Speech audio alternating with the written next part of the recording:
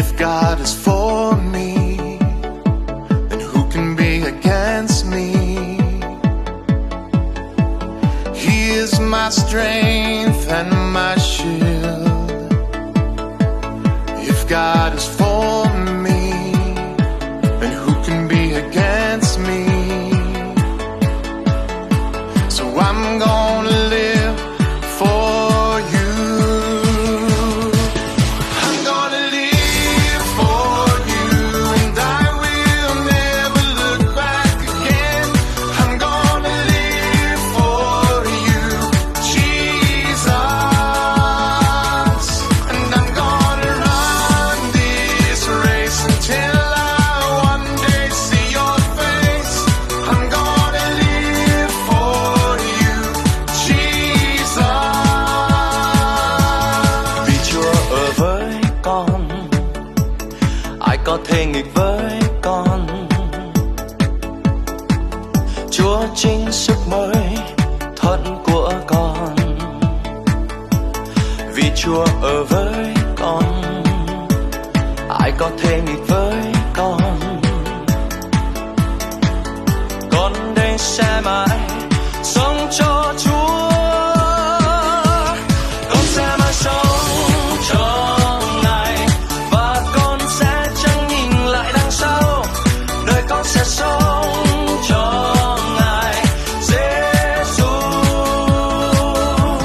Đời con sẽ nhắm mục đích mà chạy, và cho đến khi ngày gặp mặt Chúa. Và con sẽ sống cho Ngài, Giêsu.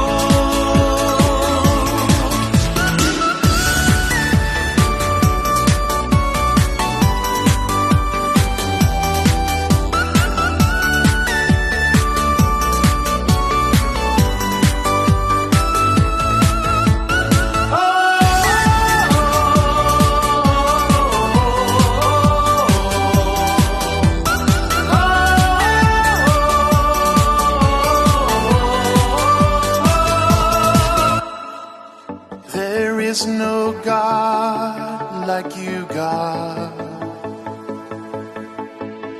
You are alive. You are alive. You laid down your life to save us. You rose again. You are alive. Không ai như Chúa của chúng con. Chúa sống đắc thắng, Chúa sống vinh quang đến thế giới để cứu chúng con. Đắc thắng con chết, Chúa sống vinh quang.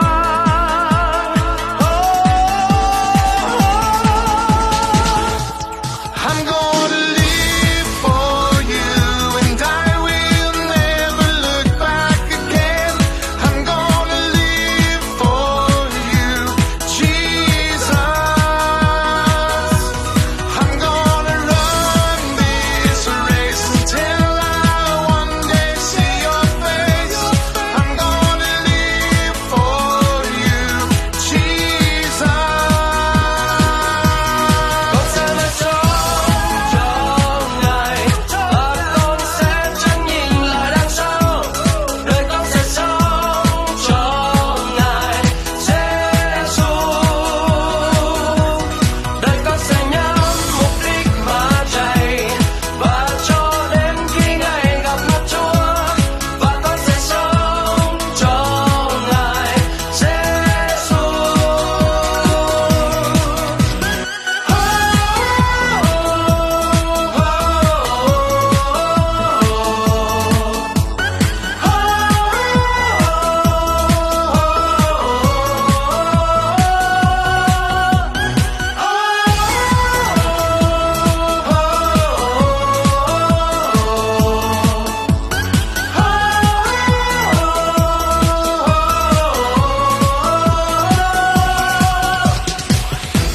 Dạ.